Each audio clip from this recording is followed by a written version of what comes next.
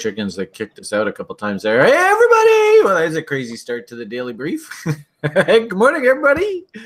Welcome back to the Rational Investor CEO's Daily Brief. Hey, I got the moniker on. Yay. And we should probably start off today with maybe let's all, in fact, probably I should, let's see if I can actually find it. If we go, big bear hug. I think everybody should maybe just take a moment and just remind yourself that, number one, this is just trading. Assets go up, assets go down. I can understand completely, you know, if you're caught underwater and you're feeling the pain.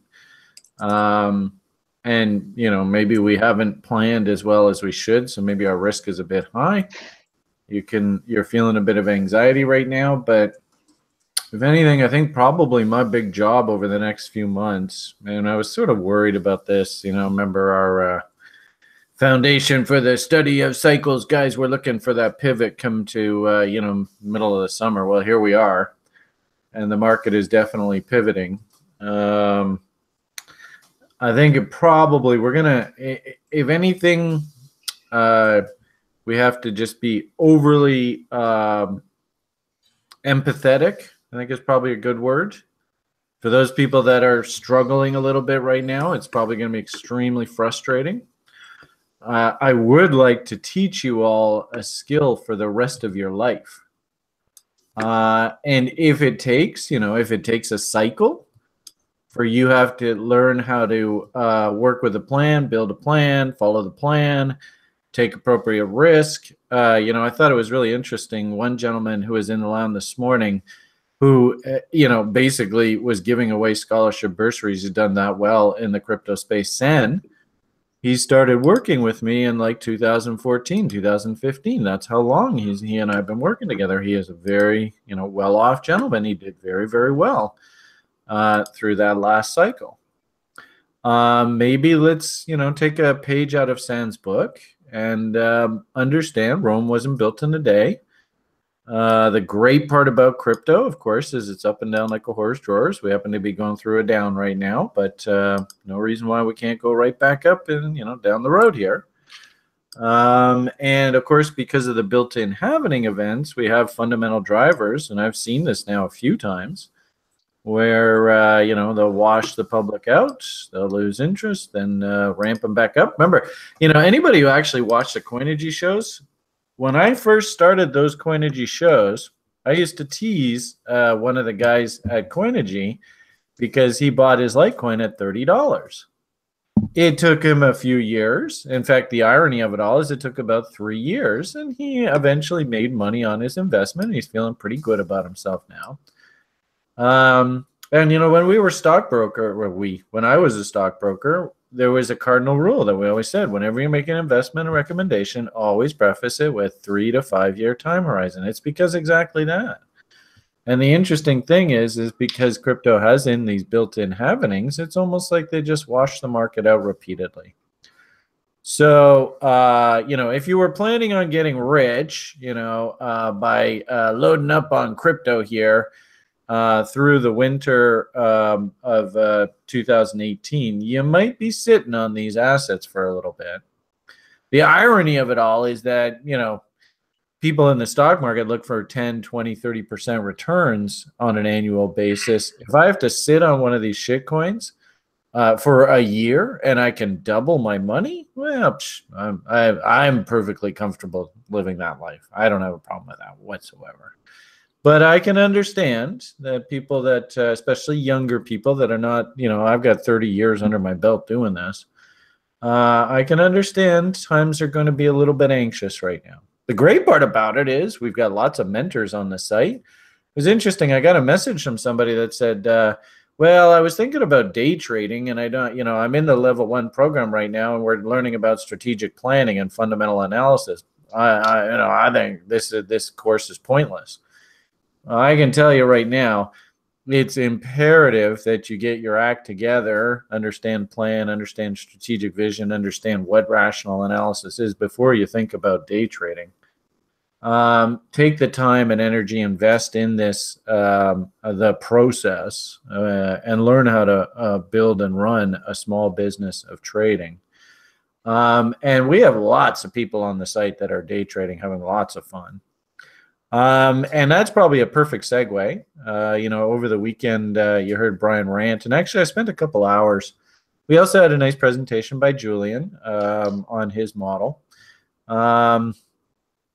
But this is probably a great segue for what I would consider in the crypto space to be a very, very good day trader. Mr. Bear, are you in the house today? I'm in the house. Hey, there he is. I wouldn't be surprised if Thomas was the one who actually caused this market meltdown. Whoa, don't blame me for that. I don't want that on my shoulders. Oh, no, but I would imagine you were short through all that shit. I mean, it was a really good trading week for me. Yeah, there you go. So by all means, take the time, invest the time now. Consider this your education window. Get really good at building your plans, identifying your setups, executing your trades. The resources are here for you. And if anything, this is an awesome time to get really good at this. Invest the time over the next year or two. And then when we go back into insano mode again, you'll just be like Sen and all of our guys that invested the time and effort through 2014, 2015, like Thomas, to get really good at this so that when the next bull comes along, you're just kicking this market's ass. So, but anyway, nice to have you back in the house this morning, Mr. Bear. I don't know where you are in the world, but wherever it is, I hope you have half decent internet connection and you're having a lot of fun in the market. Usually Mr. Bear has a nice little itinerary for us to follow on a daily basis and when he's here. So I think it probably, I wanted to do a little PMA shout out there to begin with. You heard me rant for like 2 hours there over the weekend. So you basically know what I'm thinking. But Mr. Bear, where do you feel like starting our adventure today? We'll start out with the broader market. Take a look at, you did a really good job yesterday with the broader market. I think that was the most comprehensive review we've had in a long time. I think a lot of people are going to find a lot of value from that. So we really. What the hell did I talk about? I can't even remember. It was all magic. It's just whatever. It's like rainbows and happiness come out of your mouth when you talk. Okay. I don't know about that. No doubt about. Hey, I'm right there with everybody, right? I was taking setups, and I had a trade on. The trade got busted. I got stopped.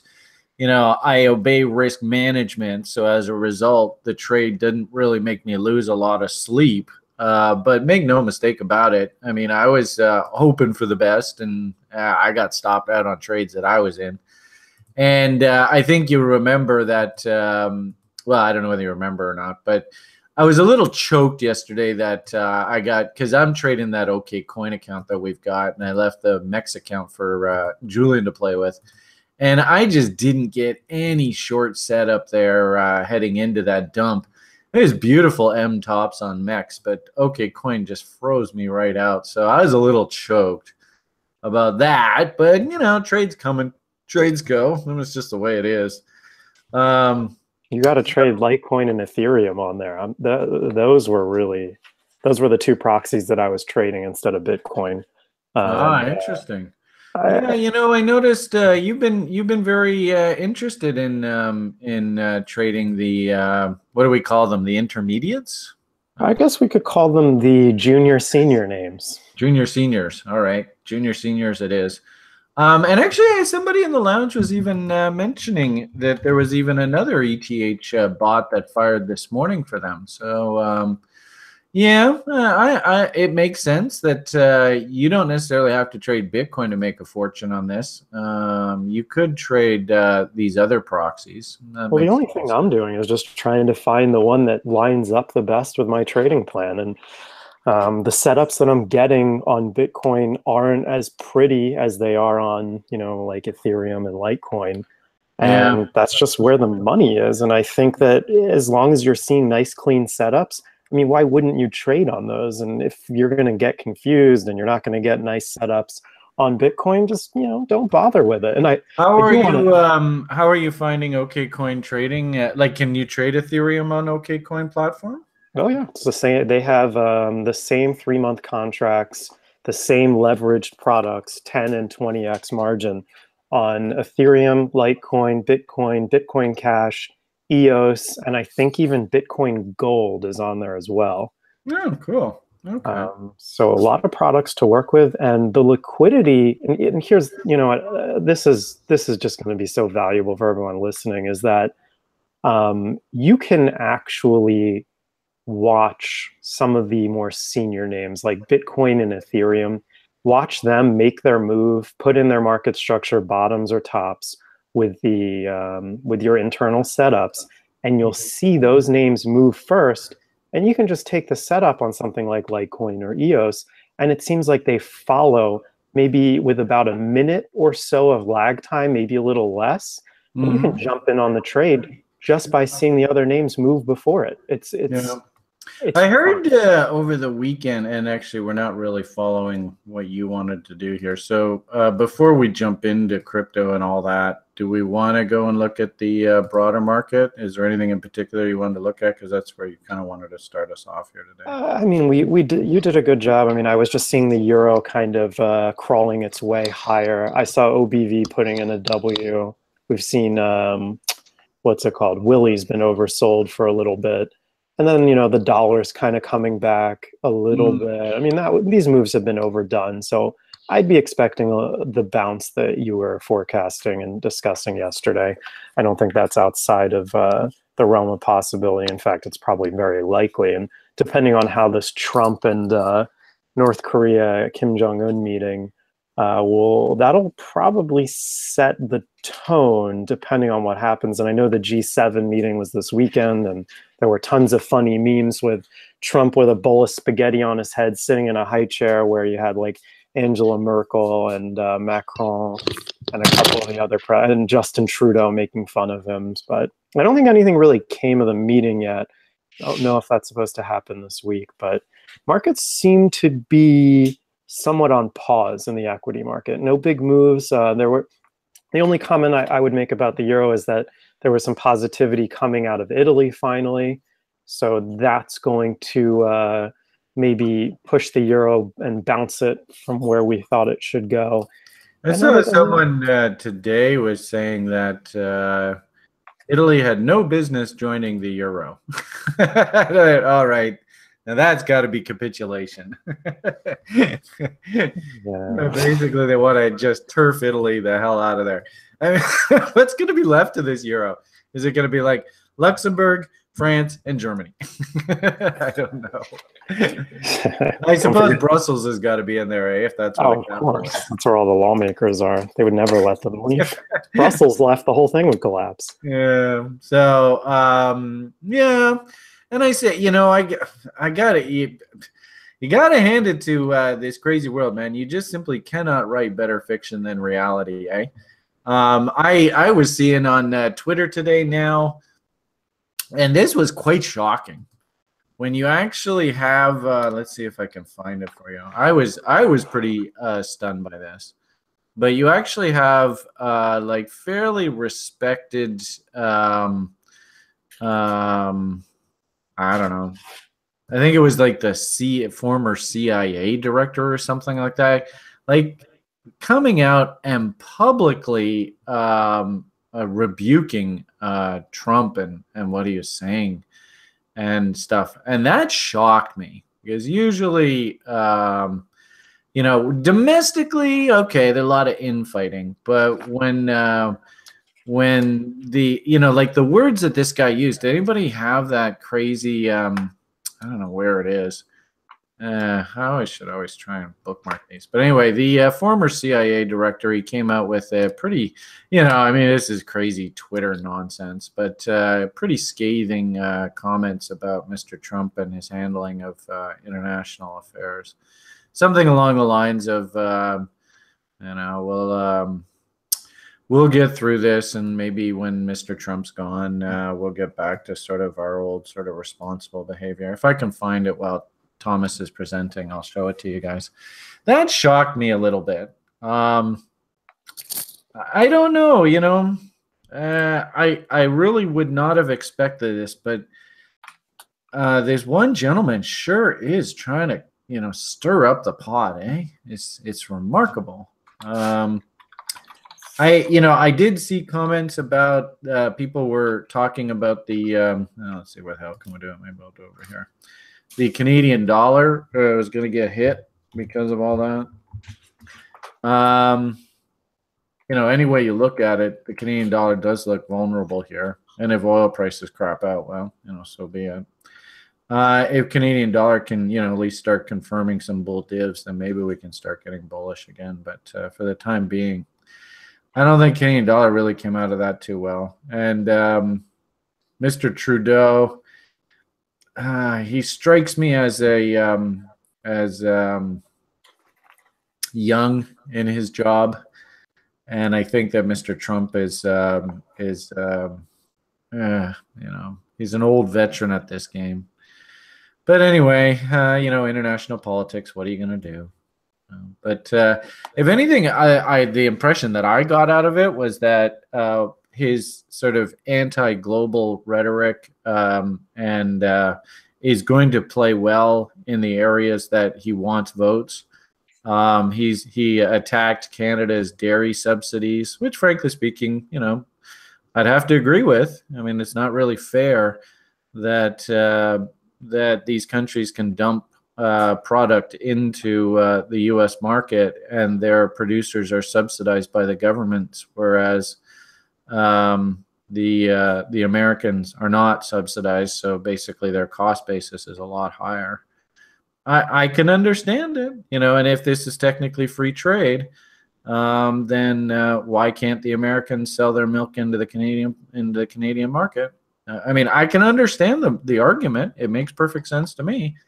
It's just that Mr. Trump sure is abrasive, eh? Wow.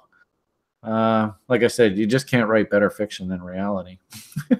Crazy world. And now, you know, I mean, I don't know what is to be gained out of this crazy North Korea conference thing. It sure seems to me to be a lot of, you know, I mean, I don't know. It just, I can't see, you know, anything concrete coming out of this, but we'll see. Only time will tell. And what's interesting, I think your point was spot on there just a moment ago, in that it almost looks to me like, if we pull it over here, the stock market, you know, we talked about options expiry. We know that there's a bunch of pretty big option positions, much lower than where the market is on things like the tech stocks. It'd be interesting to see how the S&P does here through the week. You can see they opened it up on an up note, and they're feeling pretty positive this morning. We'll see how this summit goes. But the rhetoric that I've heard is everybody's basically on pause, just waiting to see what comes of this crazy summit. I suppose, you know, like we were looking at, and actually Christian even was taking a look at Facebook this morning. I'm very impressed with Christian. He's extremely diligent. And if you are thinking of hunting shorts on tech stocks, my hunch is you're probably best to wait for, you know, is this divergence actually confirmed? I don't think so. And if anything, maybe we should be, you know, really hunting M's up here before we call tops. But I do see that, you know, several times here, the market has not given us a well-defined M. It's just dumped. So go slowly here, tread lightly. If this thing does M out, I definitely could see a trade coming in here. And maybe we should take a look at the NASDAQ options here through the coming days. I'll maybe pull up that sheet, see what it looks like. And of course, thought it was really interesting. I guess we'll just do it here. Christian was all excited about Google. And it's interesting how we had that 11:25 expiry. You can see the top. So now if the double top comes in, then she's going to roll over here. So, let's keep an eye on that. Remember, we'd said last week that the heaviest open interests were down in here. So let's watch how this develops through the day. But I think your comment that everybody's just sort of hurry up and wait and with anticipation, because really I don't think anybody knows what the hell to expect coming out of this crazy conference. I don't even know what can be achieved out of this, to be honest with you. I don't know. And if anything, Trump might have even set it up to try and deflect all the G7 stuff. Yeah, stuff to say.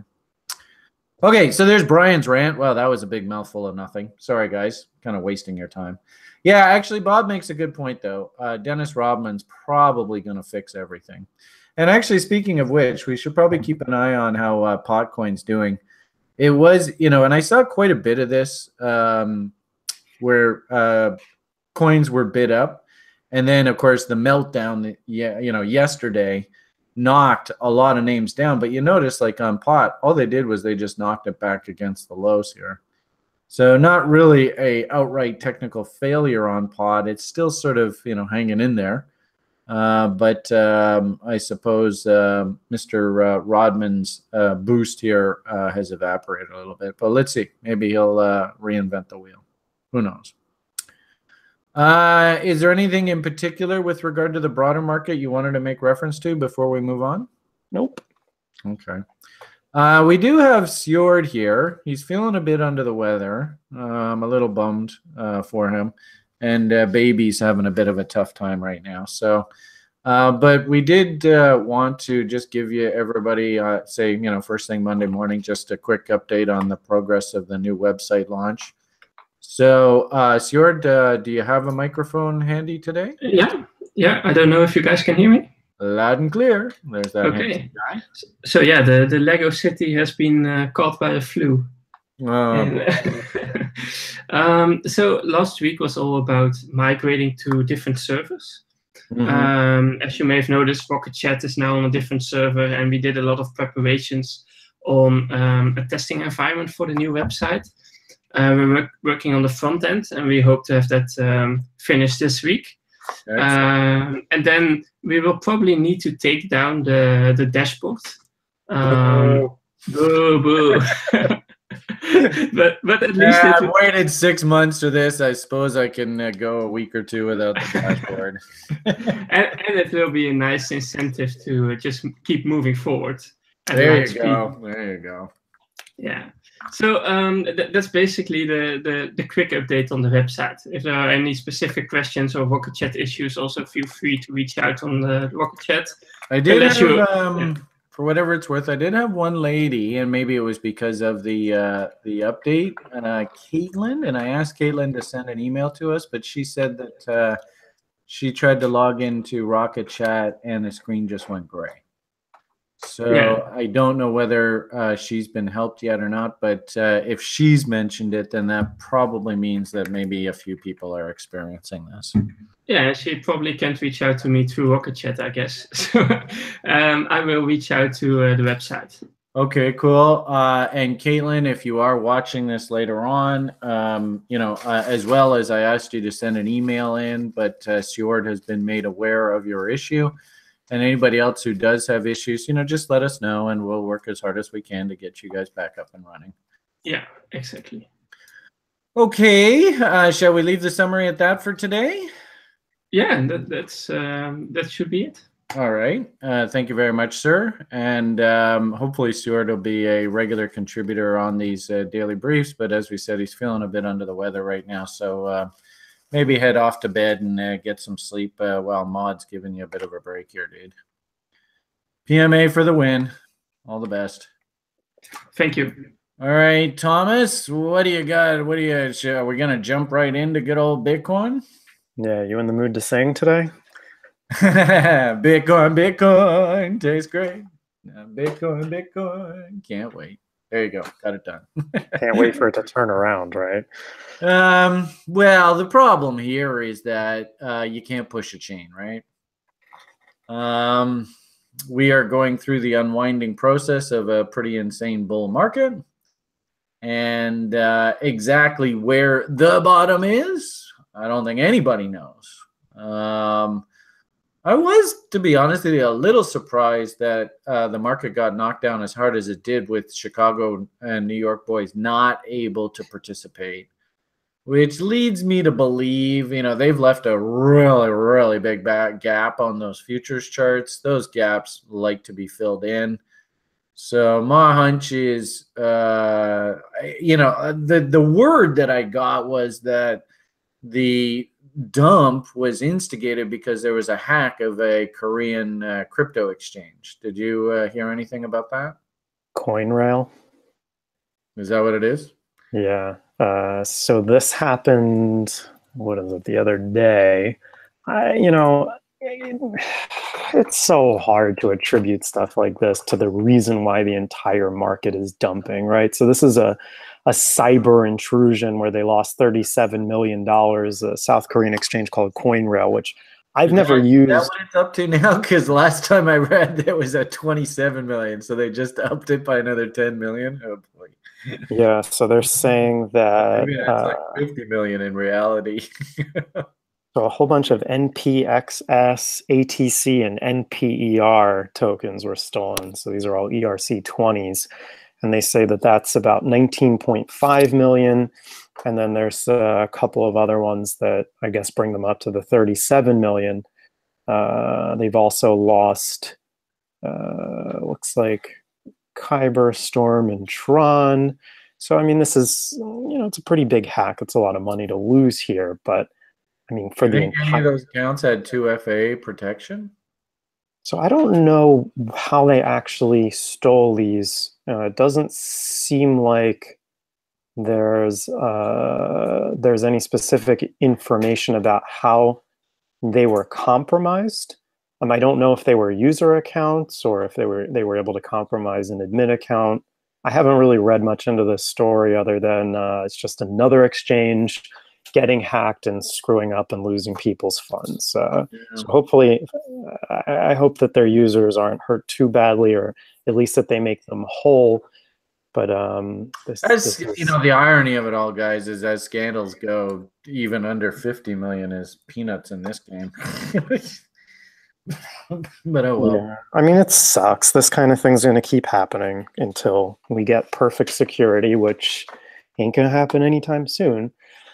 So just another reminder, you got to secure your accounts and make sure that anything that you have listed on an exchange, you have to remember that you don't technically own those coins anymore once you put them on there. So always remember, whatever you're trading with on an exchange, not only could you lose it from poor trading, but you can also lose it from negligence from the exchange themselves. So you always want to keep control of your coins. And if you want to trade on a decentralized exchange to do something like that, more power to you. But this is the risk that you take by trading on some of these exchanges. Granted, the bigger exchanges, while not invincible, will probably try to do their best to make users whole again. Names like Coinbase, who are insured, but Binance and OK Exchange, names like that are kind of still the wild, wild west of crypto trading.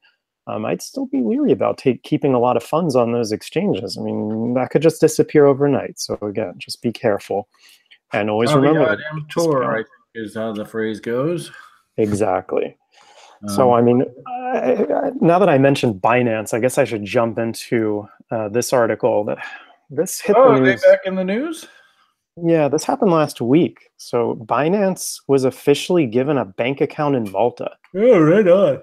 So this, I mean, I'm going to go through a couple more news articles before we head into the technicals so that I can kind of, I like to paint a fundamental picture for everybody. As right now the technical picture looks like shit, but I think that this is just a part of taking the fluff and taking more premium out of the market, right? I mean, most of the people that were buying at the 16, 17, 18,000 level were the retail public. They were the ones boosting this market higher. That's why it didn't make any sense why it kept going up from 10, 12 and continued higher. I mean, Binance is currently the world's largest crypto exchange? It is. Yeah, That's CoinMarketCap. I mean, it's between them and OK Exchange. They've been fighting for top place. And OK Exchange is listing all kinds of shit coins or shalt coins, excuse me. And so is Binance is now joining the fold with listing anything that they can. But at least, the picture that I want to paint here is that the only way that I see this market cap expanding and going higher is from more on-ramps into crypto. And the way that that happens is through exchanges like Binance opening up bank accounts and allowing people to deposit fiat to buy crypto. It's places like Coinbase who are doing the same thing, allowing institutions to have access to putting fiat into the exchange and buying crypto. You need more institutional access to these products that make it easy for them to transition their current systems with these exchanges. And the way these exchanges had been operating in the past is that, well, you should already have crypto. If you want to trade crypto, you just use local Bitcoins or maybe some block trading that Gemini would give you, or you could go through GDAX and Coinbase. But it's still hard for these exchanges. And now that Binance has this bank account, it's funny because this was last week, and today's headline is this, which is Binance is now going to offer Euro crypto pairs. So anyone that wants to use euros to buy things instead of converting to Tether or whatever you have to do to get from euros into fiat into Bitcoin or euros into Bitcoin, now you can just, I would assume that this will happen soon, is if you're in Europe, you just send money to Binance in euros and you can buy these crypto pairs in euros. I think that's going to overly complicate the market if you start having all these pairs in US dollars and euros. It's going to complicate the markets here, just like you have all these other currency pairs throughout the FX market. We don't want that. We want to keep things in crypto. We want to keep it priced in, whatever we have to. If that's, USDT, unfortunately, so be it. There's no Euro Tether option right now, but I think it's just nice to be giving clients an opportunity to fund their accounts. Yeah, and Trex, if I understand correctly, Trex has brought the US dollar on their platform. They're only leaving it available to institutions right at the moment. But, yes. They're slowly making that jump as well. So, yeah, on balance, I think, and, what a big surprise. They're basically cleaning the market up. We've been waiting for this July sort of G20 event. Oh boy, what are the higher ups going to do with regard to crypto? And we've got the OKCoin forwards contracts coming up, and I might argue that this is all setting the base for a nice seasonal window here. I know I must sound like a broken record, guys. I must, and I'm sorry if I do. But I actually see all the makings. We're still June 11th, so technically we're still in the spring. I still see all the makings for a nice seasonal rally here. I don't really see anything that has changed that expectation for me. And something like this, like you're saying, I think is just fuel for the fire. Yeah, and there's more. There's even more on-ramps coming online here. And I think Brian's totally right. The seasonal rally is going to happen when the institutions come in, and institutions aren't going to be buying at 10,000, 8,000. They may not even be buying here. We'll know when they buy, and we'll see the bottom come in. But until you see those bottoms, they haven't come in yet. And this is a cool article about Circle. This is the Goldman Sachs kind of backed crypto startup. They bought Poloniex, and now they're trying to get a banking license. This is the same thing, the same license that Coinbase has been trying to get. And I think that's only going to improve things for crypto. And I think that it's kind of appalling that Coinbase doesn't have the banking license yet. I'm sure they have to get all their shit together with regulators first, and it's a nightmare. Well, I think it kind of helps that Goldman Sachs is technically a bank now, aren't they? This is certainly going to pave the way for the rest of the industry here. If Goldman gets this banking license, it pretty much changes the landscape for institutions, and there's going to be a lot of money piling in, because it's just again another on-ramp here where institutions can be like, all right, you're a banking license, we'll comply with AML, KYC, yada yada yada, and of course you also get the FDIC insurance along with that if you get a banking license. So that's going to bring a lot of investors in here. I mean, when this gets granted, I think it's a great thing for the space. So again, more on-ramps coming online. And then there was an article that hit on Friday from Coinbase. Let me find it. That they are seeking to be listed as an SEC-regulated crypto security. This is kind of a mouthful to swallow, but this was published by the president and COO of Coinbase, and he basically stated that they have acquired a broker-dealer license, which is also an alternative trading system license to be a registered investment advisor. So they're getting that license as well. This is going to help a lot for bringing all those different tokens online and allowing them to trade. They were talking about being a bulletin board system.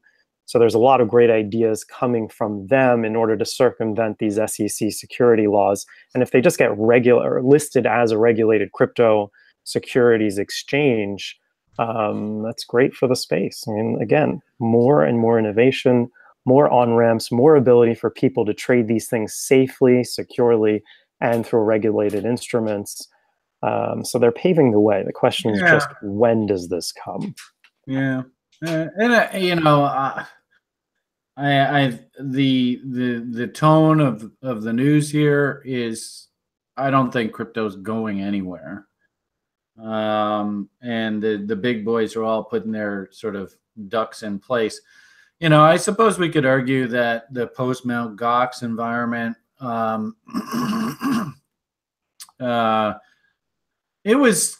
crypto is still very under the radar, but I think now we can definitely see that crypto is now, you know, it is considered an asset class. And these big boys, they want exposure. And that's only going to help us down the road. All we're seeing right now, in my opinion, for whatever the hell that's worth, is just, you know, we have a lack of fundamental drivers on the bullish side right now. So price is just drifting, and it's trying to find where, you know, demand really wants to step in. And, you know, I guess we could argue we had a sort of big showdown there. The showdown resolved to the bear side, so we're still not at quote unquote the bottom yet. But this is more technical. Fundamentally, I think, you know, the space is very, very robust. The problem here, of course, is you just have to be, you know, be very careful about what the price it is that you're going to pay for these things. And unfortunately, everybody, of course, who bought north of $10,000 is learning that lesson the very, very hard way right now. Yeah. Okay. Thank you for sort of that overview. We get sort of an idea that, you know, the crypto ain't going anywhere. Yeah, I don't know what it is with that. Well, you know, the problem with Nubit is that technically it's broken. They wanted to be considered one of these stable coins, and I think they came under attack. The problem that I have here is this bearish AB equals CD actually even finished yet? And unfortunately, I don't think it is, which sucks.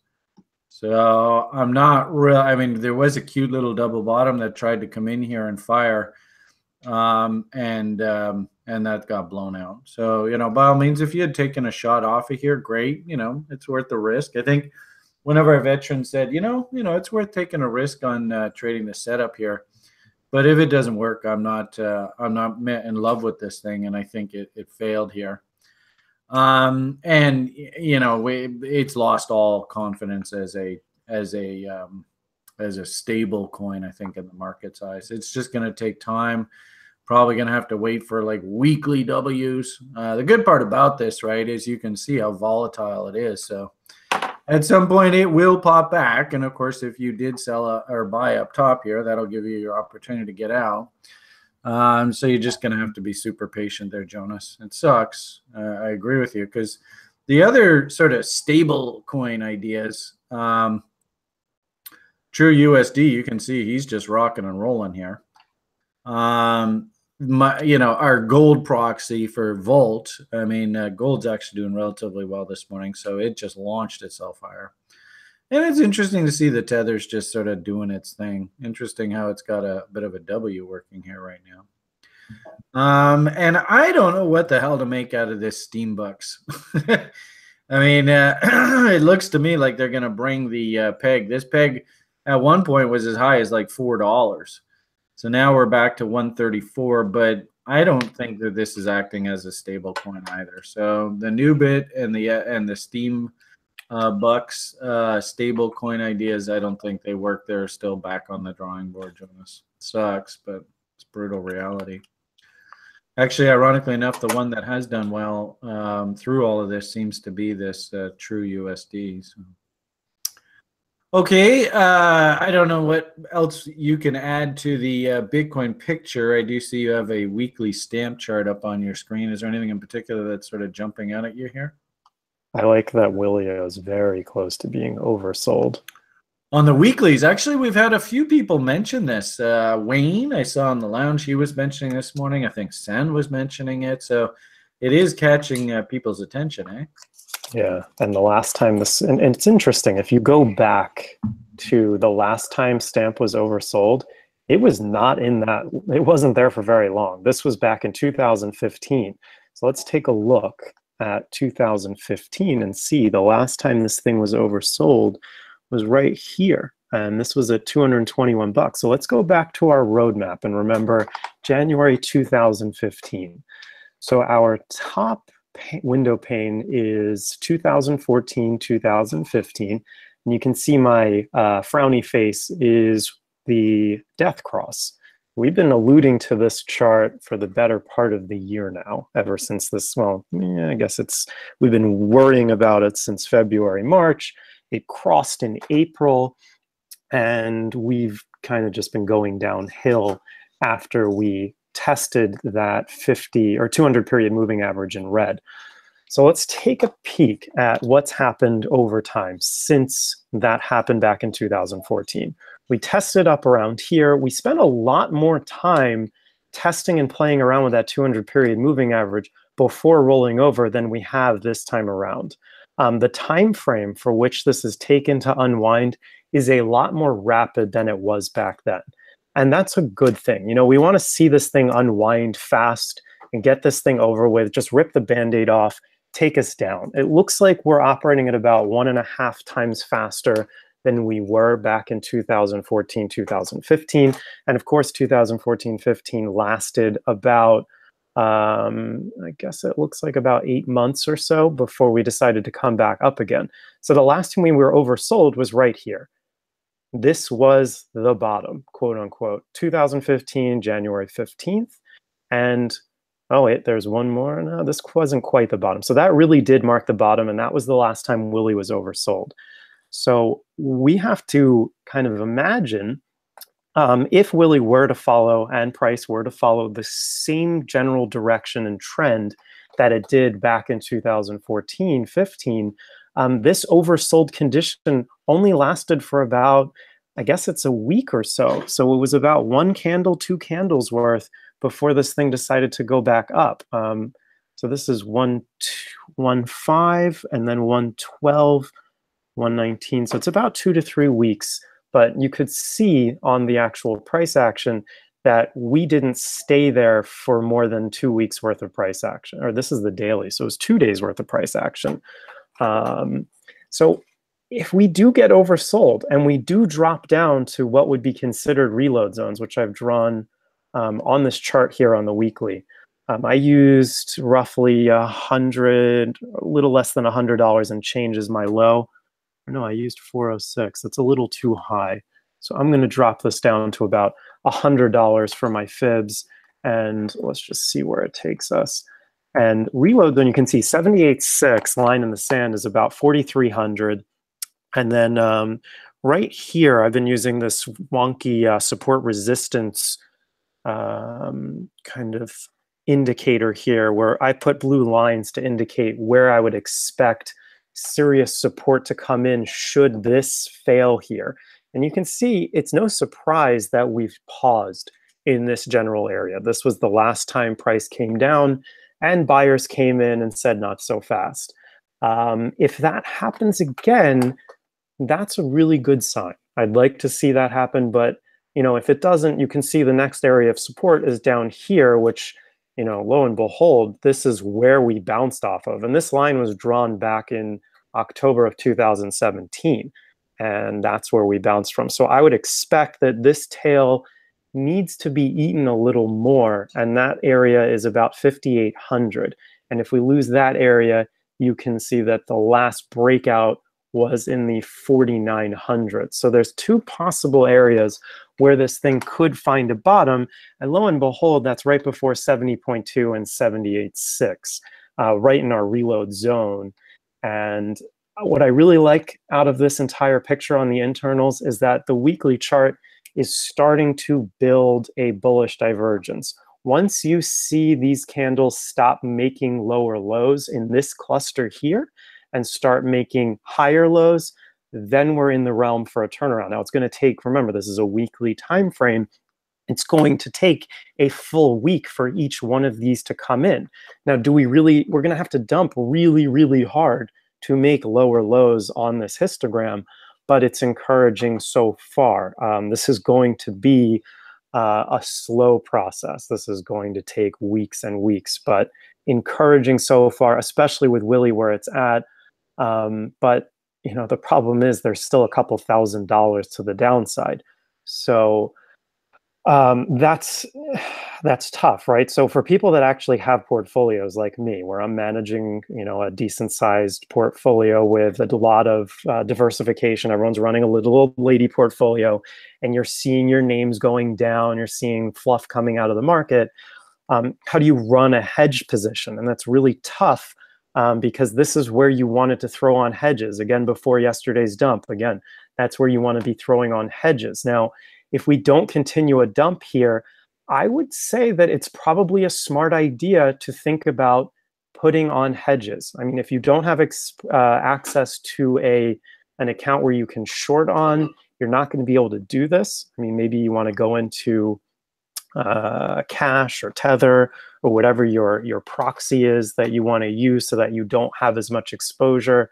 I think it's probably wise to think about drawing reload zones on a daily. So you take your high up here, you take our low if we can actually put it in here. And I'd be looking to put on hedges back in this area, maybe even between 38.2 and 50%, to see potential for rollovers again. It just doesn't look like it's ready to rally back to the upside just yet. And then, we can see spreads. Spreads are not happy either. And this is kind of wrecking what I presented last week in terms of nice double bottom coming here on spreads. It hasn't completely invalidated it yet, but it's getting close. So in terms of hedge ideas, I really do think that the community needs to think about potentially putting things like that on. I know Julian is very proactive about telling the community about where he's slapping those on. So when you hear Julian come on and he goes, well, everything looks like shit, my RSI model's rolling over, start exploring those options. I know it's probably a little late in terms of the moves here, but with another couple $1,000s to the downside potentially, and these areas looking very vulnerable, it could drop very precipitously after a couple weeks again. This was yesterday's action, and you just don't want to see this continue to vomit downward if you're unprotected. I would hope that most people here already have something like this in place. If you don't, now's the time again to prepare for that bounce back. Markets aren't going to move one directionally downward. So if we want to drill down and see what the internals look like, say on a 4-hour chart, I mean, we are approaching oversold conditions on Willie on the 4-hour on Stamp. There's no real divergence coming in that'll throw us higher, but if that bounce does come, which it looks like it may, that's where this is really the area you want to be coming in at, the 7,800 to 8,300 area for short and a hedge. So you want to take a percentage of your portfolio and you want to throw that on margin, where if you put something on here and the market decides to continue moving higher, you break even. That's essentially the point of a hedge, is that if it does go against you, you don't lose any money because you made it up by price going higher. But if it does go down, you make up the money you would have potentially lost by the profit you made on the short side hedge. That's probably something that I'll present more in detail once we start bouncing again to the upside, because it's just so important to be protecting yourself through moves like this. It's just so hard to put them on with margin because it's not an easy trade, and you have to worry about things like liquidation. But I won't go any further into that at this point. I just want to talk about lower timeframes and any potential bounces that we could get. I really don't like how MACD made a lower low here on the hourly chart. This is pretty dangerous stuff. Usually when I see that happen, it means that we have to go back down on the negative side of the histogram. But if we do dump again, which I am expecting here, despite what Willie's kind of coming out of oversold conditions without moving higher, that to me just looks like it's reloading for another dump. I don't know when that'll come. We should probably just reaffirm for the community bearish bots, if you will. You've heard me talk lots about bots. They've had their move stop to trailing levels hit here, but their target ultimately is about 6,200 here on this Trex and tether pair that I happen to have drawn it on here. So don't be shocked if we have about another $500 here to the downside, guys, before this is done. And as well, I don't see any divergence here in just the out-of-the-box RSI yet. We just made new lows here. So I'd have to agree with Thomas. I don't think we're quite done. If anything, what I noticed, speaking of hedges, I'm a little concerned that they've left such a massive hole on the futures charts. You've heard me talk repeatedly. Let's see if I have the screen on here. I hope I do. You've heard me talk repeatedly about how usually, Chicago gaps, and then they come in and fill the gap, and then they fill the gap, fill the gap, fill the gap. This was a pretty darn big gap. So I'm a little concerned about people coming to the market to short here because it's extremely vulnerable. If the Chicago boys wanted to, you can see the dump through previous horizontal support and resistance. It did go on for a little bit, but then you see that they basically rallied it right back to that fail level. So, I don't know whether we have enough anecdotal evidence and looking at a lot of Thomas's indicators and sort of messages in the market. Maybe we're not quite at the bottom just yet here. And also, too, I'm concerned that me personally, I think most of this has to do with this OKCoin new contract listing at the end of the week. And I'm actually feeling like that's probably, they're probably bringing the market down so those new people can strap on their new positions at basically the bottom. So a little bit late to be chasing the short side.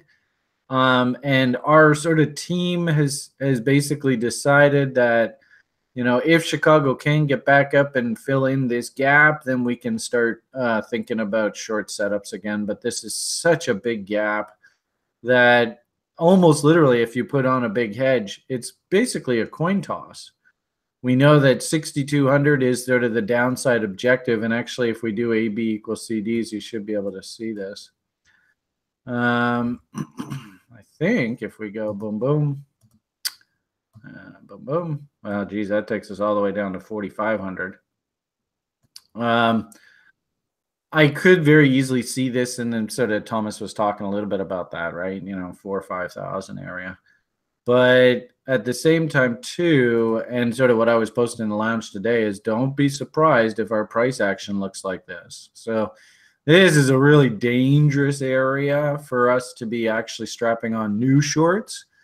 I think the trade was, and you heard Brian squawking about it day after day after day, were we going to resolve the moving average sandwich, either bullish or bearish? And unfortunately, these all resolved bearish. So your area 2 hedge was really right in here. And then, of course, like we said, that was bearish bot setups, right? The trade was there. I actually think, we're coming in on a harmonic, a crab pattern. This could get pretty wild in here. And I'm just worried that new people saying, okay, I'm going to hedge my portfolio here. I'm totally covered. You can see where short-term resistance is at the 9-period EMA, which just so happens to be the original market structure failure of the double top. Right. I mean, I wasn't saying anything about hedging here, right? No, and I wasn't insinuating. Oh, okay, good. Yeah, definitely don't be hedging in this area. I definitely think that that's very wise to caution people about. I do think, though, on balance, though, that here is the bot off of MEX, right? You can see how I mean, you heard me on the bloody broiler chicken show lamenting about this.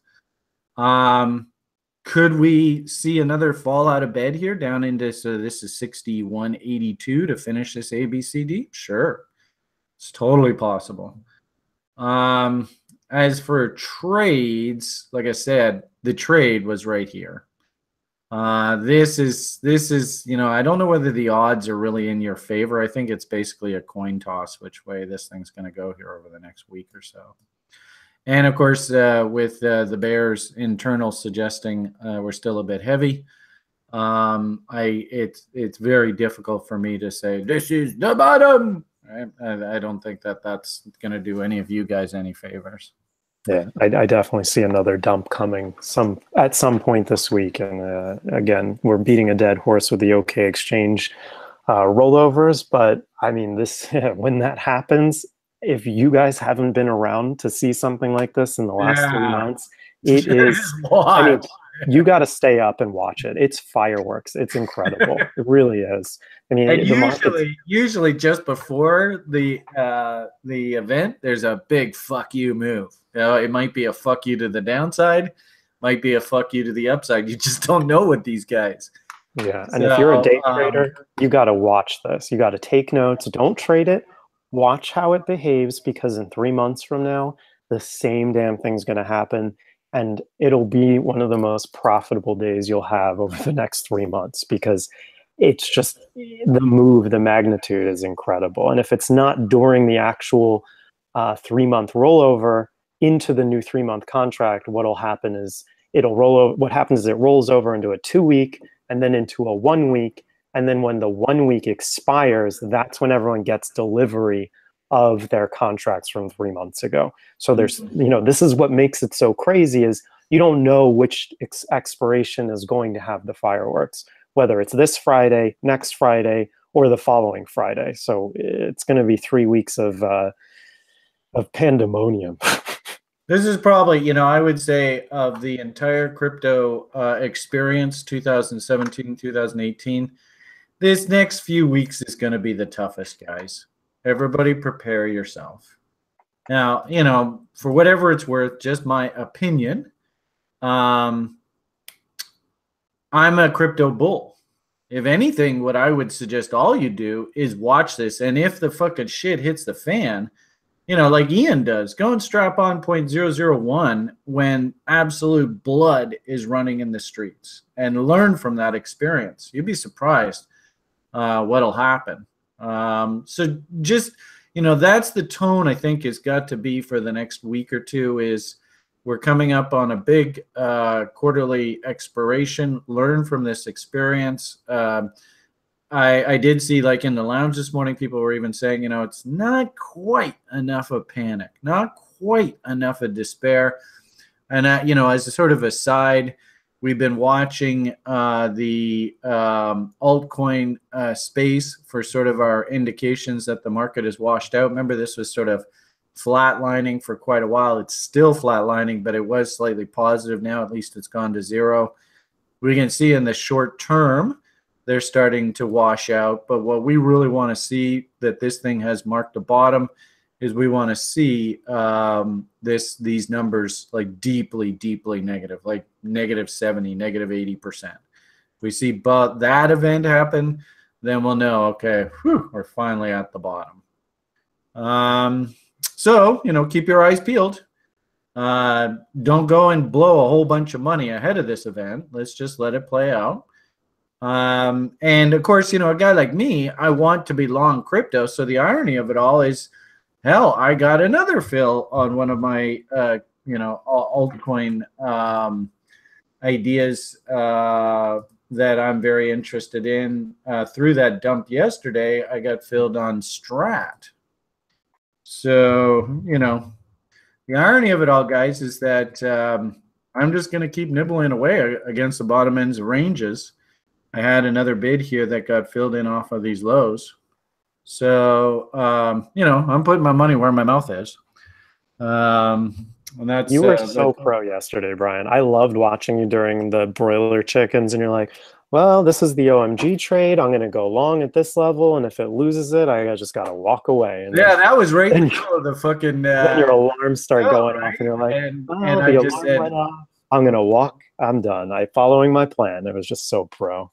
Well, I just did what I said I was going to do. That's all. Nobody likes to lose money in the market. Don't get me wrong. But the irony of it all is I just did exactly the same thing 3 times, right? I got filled once here, got filled again here. So we went to the well a third time. Third time it didn't work. Well, big deal. I actually don't feel too badly about this trade. It doesn't really bother me. And if anything, this is a trader's life. If anything, like I've talked to you guys about trying to be 2/3 accurate. Well, here's 2 out of 3 we won. 1 out of 3 we lost. Well, and this is the amount of loss that I take on the losers. This is the amount of win I take on the winners. And that's how you run a business of trading. And you can't get emotional about this. You got to live by the sword, die by the sword. So thank you for the compliment. The only thing I'm really disappointed in myself is that I wasn't able to participate in this short. It was weird too, because I do remember, and I think I have to actually write a log, because I do remember specifically, right? Actually here, which screen am I showing? I think I'm still showing your screen. I do remember specifically right through here, I actually started to get physically ill. I actually felt like I was I was literally Jesus, I know it's coming. Oh God, right? And of course you're looking at the daily charts and there all the moving averages have all just been rejected, and the momentum indicators are rolling over, and there's just a lack of buying interest. And then we had that day trade idea just fell apart. This little bot, hoping that the fundamental, and really you could argue that maybe a big part of this this failure here over the weekend was this story just completely collapsed. But it was weird, through a year, I was actually sitting there going, oh God, I know it's coming. And so I think probably the biggest thing that bugged me was, over the past few days is I wasn't short this setup, and, I've already said why, but anyway, let's hear another there. But thank you for the kudos on the OMG. At least I at the very least, what I want to be is at least a demonstrator of best practices. Don't take too much risk. Define what it is that's going to make you act. And then, of course, if the trade idea fails, you got to step up and be a man and just walk away. And it sucks. Don't get me wrong. I don't like losing money. But hopefully, at least I was just a demonstrator of best practices. All right. So somebody had asked what time those futures expire. Thomas says 3 a.m. Eastern time, which of course is absolutely perfect for us in North America. Thanks, OKCoin. Benjamin has a TradingView link, futures settlement dates. Is this a script that you built, Benjamin? I guess it will give you the futures. It's not yours, but yeah, not a bad little reference piece. So you can see we're coming up, and you can kind of see what happens through these crazy ass expirations, right? So don't be shocked. I don't know whether this is real time. No, so that was that last one. So actually, this isn't even updated, so I'm not even quite sure how old that is. Looks like it says January 22nd. So I don't know how long it's going to take for us to get to where we are now. Is this script updating? Maybe not. Anyway, the point that I would just make is that everybody just set your watches. Change your screen. Oh, we're looking at the wrong screen. Well, anyway, I was going through the script that Benjamin posted, and I was just trying to figure it out. So it's nothing really dramatic. But you know, if anything, everybody has an assignment for the week, right? We should all learn from this experience. Watch what happens here. If you haven't been through one of these futures option or forwards expiries, watch what happens, take notes. And if anything, you know, maybe even try and paper trade. Force yourself, if you see the absolute blood in the streets and everybody's freaking out and the event has happened, right, then maybe that's a sell the rumor, buy the news, and paper trade it. That's the easiest way for you to learn from these experiences. So, okay, so as I said, I've done a little bit of nibbling here over the weekend. I'm going to tell you the same thing I've said repeatedly, guys. Keep in mind, you know, even with all of the buying that I've been doing over the past 6 months, I'm still sitting on just about 2 Bitcoins. You know, my little sort of, you know, 0.05, 0.075 nibbles. I still have a lot of ammunition. And I will just keep following my plan, doing what I said I was going to do. So is there anything in particular you wanted to leave off with here today, sir? This is just, unfortunately, in bear markets, you know, surprise, surprise, this is when I do the best. And this past week and a half have been the best trading I've had in a while. So a lot of nice short setups. I know people don't like bear markets, but when the moves come in, they're sharp, they're quick, the profit comes in quickly, and I can take my positions off and just be done for the day. I mean, I make whatever I need to make for the day, and that's it. Of course, you know, I have to keep hedges on, and that's complicated with a bunch of different positions. But this is a good market to be trading in. If you have the ability to short, you have a short setup plan. This is a market to be thriving in. And of course, the bull market's also just around the corner. So while this is good trading and a decent bear market for bears, the bull market will also come around too. So be patient, be smart, and just make sure you know what you're doing before you do it. Because in markets like this, when you see the carnage and you see everyone saying the sky is falling, it's really easy to get sucked into it and panic. So just critical you follow your setups here, guys. Absolutely critical. Like we've sort of said just a moment ago, there was a very good short trade there. Yes. But now is not where this short trade is. This is actually very dangerous here. It is. There was, you know, like Thomas said, there were some really nice short setups there.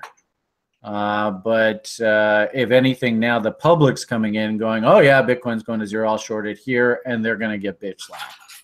Yeah, the interesting thing is this contrarian indicator is what I'm going to call it now, has been really accurate. It's almost scary. I mean, the stupid longs versus shorts on Finex, on Ethereum, which I have at the top here. And I have it on the top of all of my charts. This is for Litecoin and this is for Bitcoin. And it's actually quite remarkable to see how backwards positions can be going into events like this. I mean, you can see right before this dump, shorts were really low in comparison to longs. Longs were way up here. And then the market dumped and the longs got squeezed out. And now look what's happening. The shorts are outnumbering the longs. Longs are starting to go up again. But I wouldn't be surprised to see eventually those shorts get squeezed again. I mean, we can look at Bitcoin and see what that looks like. I mean, those shorts are really disproportionate here. I mean, shorts are going to new highs for the first time since probably the last, I mean, wow, they haven't been this high since, I don't know. Let's keep scrolling out and see. It's been a while, right? Looks like they're at all-time highs. Here we go. So this is the last time they were this high, which was back in April. Shorts were high into the April bottom, interestingly. Once we tried to bottom in April, shorts were coming back on. They didn't believe the move. So be careful. If you're shorting here, you may get one more FU move lower, but you better be quick on your toes if you are going to play a setup on a lower time frame. But again, this is helping me. I'm using it as a contrarian indicator. When I see everyone's on one side and then I see my setup, it's an additional half reason on top of the 3 reasons. I'm like, you know what? I just got to take this thing at this point. There's no choice. That, you know, it's just so offsides, and that's not traditional trading, right? That's not a reason for a trade. That's why I consider it a half reason. I like it. I like it. It's just crazy. I mean, I'm seeing more and more Twitter kids. If anything, what I like there is you see the market structure in the shorts and the longs. Yes. So, you know, I see your green line went up and made a very pretty M up top there. And I see your red line made a very pretty W there. Looks like it's about on the 7th or so. So the question, 7th, 8th. So the question here is, you know, ironically enough, can you actually respect what your tools are telling you? And, you know, what you said there just a moment ago, I think is perfect. If you know, let's say I hunt location, RLZs, PRZs, whatever. Then I look at my indicators and I really like the Willy, I really like MACD, histograms, and divergences. And then I'm like, okay, now I really like M's and W's to help me take the final trade. And that's coming in. Now just take a quick boo at your longs versus shorts. And if that data is confirming everything about your setup, well, that's just icing on the cake. I think that's actually very smart. Yeah, no, I think I have this. Benjamin just pointed out that my scales are wrong. So how I've been using this is just lucky, it seems, because if I highlight or drag my mouse over the longs here, it shows 173,000 contracts long, and then short contracts are 112,000. So that's what I said. I like that market structure idea. Yeah. Right. I mean, look at gee whiz. Look at just stop scrolling. Right. Look at the M right on. It looks like it's the 21st. I have no idea what month. Maybe that's May. Look at that beautiful M in the longs, and look at the beautiful W in the shorts. So, you know, you may have been thinking rising wedge through that 14th through the 21st period. And, you know, then you start getting, you know, M's in price. I see a MACD divergence there. And then you just take a quick boo at your longs versus shorts. And if you see structural confirmation, then, hey, rock and roll. So I think on balance, you know, we've always talked about this. There's a million different ways to skin a cat.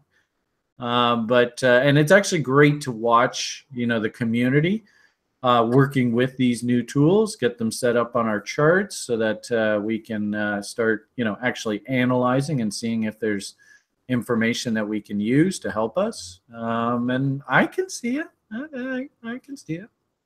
Yeah, I'm just interested. I need to figure out how these are really being graphed here, because if the longs are 173,000 and the shorts are 112, maybe this thing is upside down. I don't know. Maybe I have to do 1 minus for something. Either way, it's working somehow, so I don't want to break it.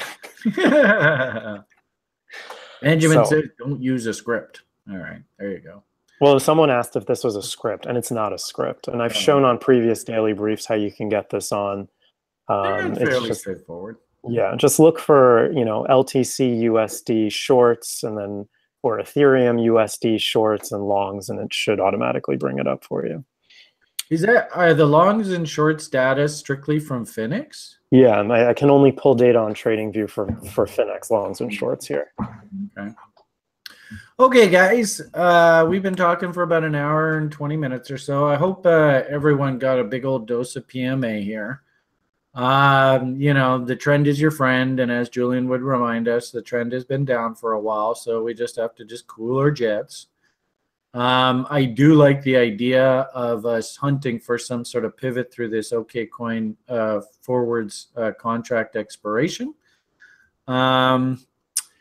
My hunch is we just went through a consolidation and unfortunately resolved bearishly, so that means that we're going to have to wait for another consolidation and look for that to resolve bullishly. Again, we'll be keeping a close eye on the moving averages.